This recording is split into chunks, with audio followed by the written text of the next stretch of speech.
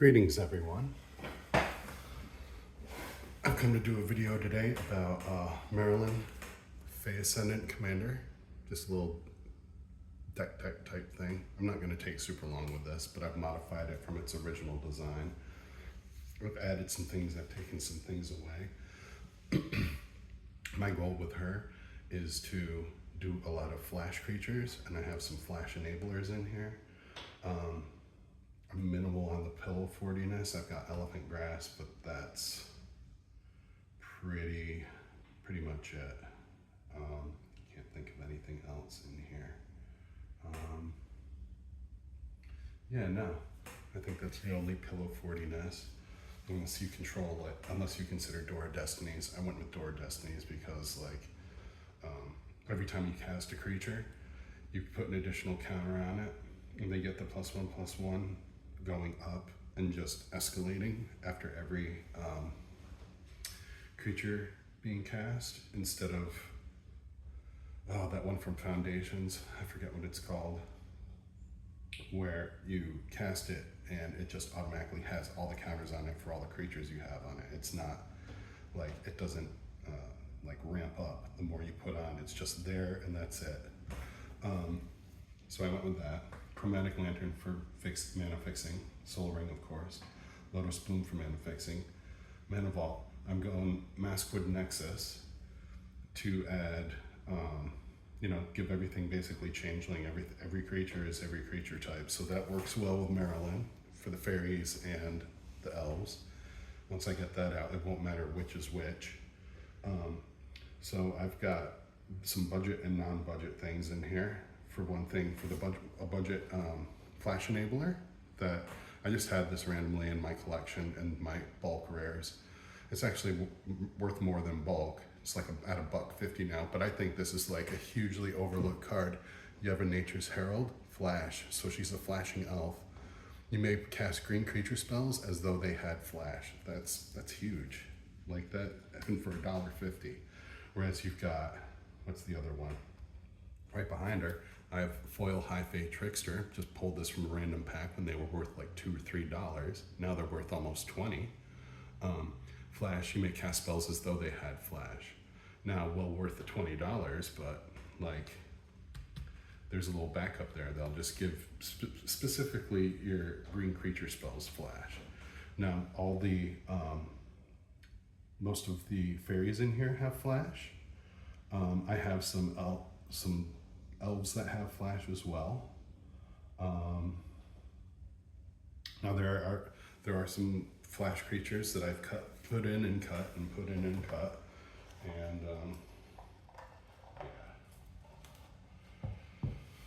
this is an ever-evolving deck. So I've got, it's kind of like I got in on the whole Alayla Cunning Conqueror, and what's the other one? Where is he?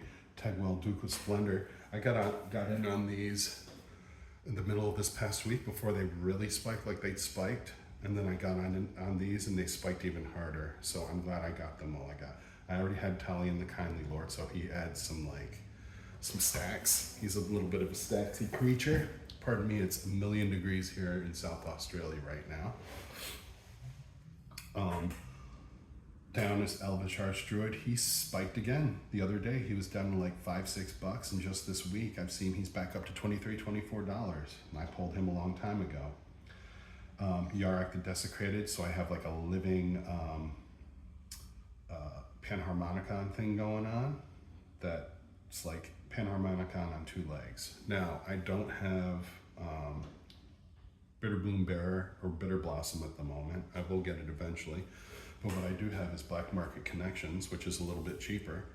And it has many modes. 3 modes: create a treasure token during your upkeep and lose a life. Draw a card, you lose 2 life. So card draw. Or 3, create a 3/2 colorless shapeshifter creature token with changeling. Aha! That's like one of the most important things. That's the Bitter Bloom Bearer, Bitter Blossom part to it. But you lose 3 life. But it's a 3/2 creature instead of a 1/1. So, there's a bit of a trade-off. But it'll be creating fairies or elves, which is awesome. much like its cousin Bitterbloom Bear and Bitterbloom Blossom. Now, I love this card, Cruelty to Gix. It's a saga from Dominaria United, and this is like, I've got a few of them, maybe a couple, I can't remember. I know I have at least a couple, but it's like late game, or if you've pumped out a bunch of mana, early game, mid game. If you've got a green deck, it's probably going to be early to mid game. So, first chapter, target opponent reveals their hand. You choose a creature or planeswalker card from it. That player discards their card. So, hand destruction. Then 2, search your library for a card, put that card into your hand, then shuffle. You lose 3 life. So it's a tutor for the next turn when it comes around to you. And when it comes around for the 3rd time, put target creature card from a graveyard, not yours, a graveyard, into the battlefield under your control. So you could pick the best creature from anyone's graveyard, or you can pick a creature that you really wish hadn't gone there to go back into play. It's awesome. It's $1 or $2. Jump on it. I think it's an underplayed card, really. Lurking Predators, I've had this for a long time. I actually have another M14 Lurking Predators that's I got in gotten a lot that I've just bought off eBay for $20 Australian, and it had so many good things in it. It ended up being worth nearly $70 US, but yeah, $20 Australian. So Lurking Predators, anyway, I kind of went off tangent. Whenever an opponent casts a spell, reveal the top card of your library. If it's a creature card, put it in the battlefield. Otherwise, you may put that card on the bottom of your library. So there's a little cast something for free, just for you. Elephant Grass, we all know what Elephant Grass does. Black creatures can't attack you, and non-black creatures cannot attack you unless their controller pays an additional 2 for each attacking creature. Cumulative upkeep 1. That can be out for 1, 2, since it's a green deck with a lot of ramp, it could be out for ages, 4 or 5 turns around the table, and most people won't bother. I have Guardian Project for card draw. This is my beautiful foil anime full art Ravnica remastered one that I pulled. I just pulled it random at my LGS one time. I know it's worth 40 or 50 bucks at this point, maybe more. We all know what Guardian Project does. And Primal Vigor for token ramp. So if I create a elf token, shapeshifter token, fairy token, it doubles up. I have Cultivate and Farseek for my sorcery ramp. Sad story going on with this demonic tutor. I had to pull this out of another deck because I have a play set, or had a play set. I had 2 beautiful minty revised demonic tutors, one from Commander Masters and one that's from that Demonic versus Divine deck. I've acquired them all since I moved to Australia because I had to sell my whole collection, my American collection, years ago to fix a car. And I've slowly been building this up over the last 3 years. So I had to play segments of these. One of these revised ones is gone. Just like I have no clue where it went. Did it fall out of a deck at my LGS and someone got a lucky pickup? Or is it somewhere behind a piece of furniture in the bedroom of my house? I don't know. I've been looking all over the place. It's not in a binder, it's not in any decks. It's frustrating. So I pulled this out of another deck that's like, it wasn't like crucial then, just because I wanted it in this one. So that's sad, but hey, I still have 3, is what it is. You know, you lose stuff gets taken, you never know. So Triumph of the Hordes for all my token creatures. This is basically, you can go wide in this deck pretty easily. So Triumph of the Hordes. Until your next turn, creatures you control get +1/+1, gain trample, and infect. So it's like a really disgusting. So like say I have, where is it? I've got Craterhoof Behemoth in here. I lay that down, and I've got a ton of mana still, and I lay down Triumph. That's just game over for everyone. Game over for everyone. Not to say Craterhoof wouldn't be game over on its own, and this can easily be game over on its own too. I've Stolen by the Fae. Return target creature with converted mana cost X to its owner's hand. Could be anything. Could be a huge Eldrazi for 12 or whatever. You create X/1/1 blue fairy creature tokens with flying. That's pretty useful. And this new card from this set, Bloodline Bidding, from Lorwyn Eclipsed. Convoke. Choose a creature type. Return all creature cards of that chosen type from your graveyard to the battlefield. So it's basically a targeted typal Rise of the Dark Realms for you.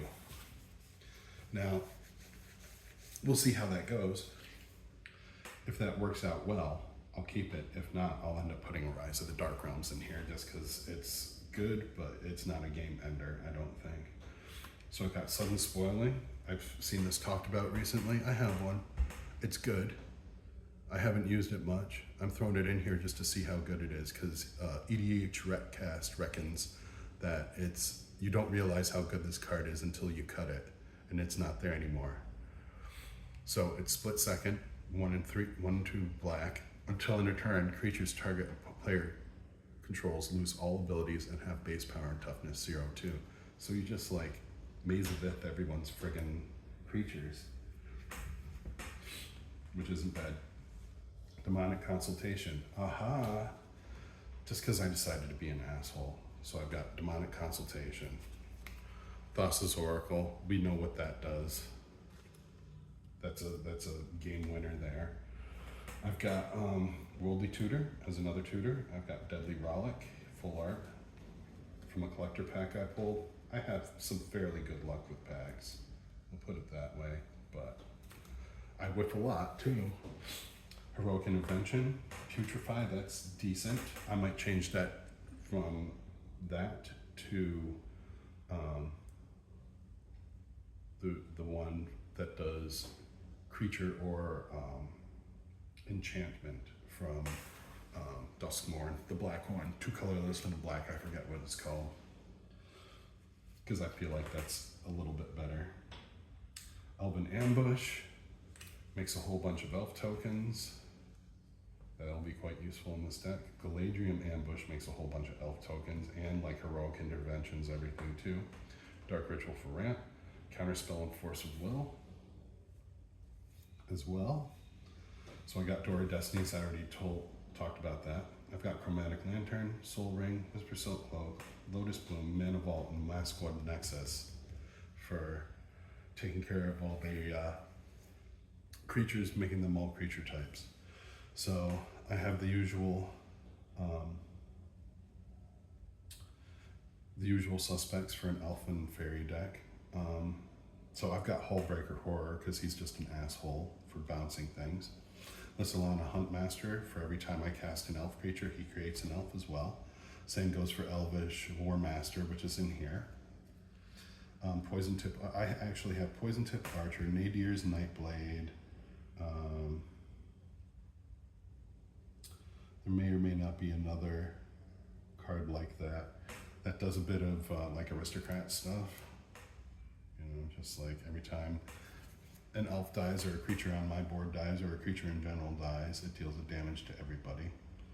I have a lot of ramp, a lot of token making. You know, I think Tireless Provisioner is key in any elf deck because it just gets you a treasure token at the very least. Gaia Greeters, for gaining life, creating tap treasure token and put a 1/1 counter on Gaia Greeters. Now, yeah, that's this deck. That's what it looks like right now. We'll see what happens after I play a good game with it. I'll show you some of the lands too. Exotic Orchard, of course, mana fixing. Watery Grave, Sodden Verdure. I pulled that out of a collector's pack of Lorwyn Eclipse. That's some Simic mana fixing. Hinterland Harbor, Sunken Hollow, Maze of Ith. There's an old school copy. I love that one.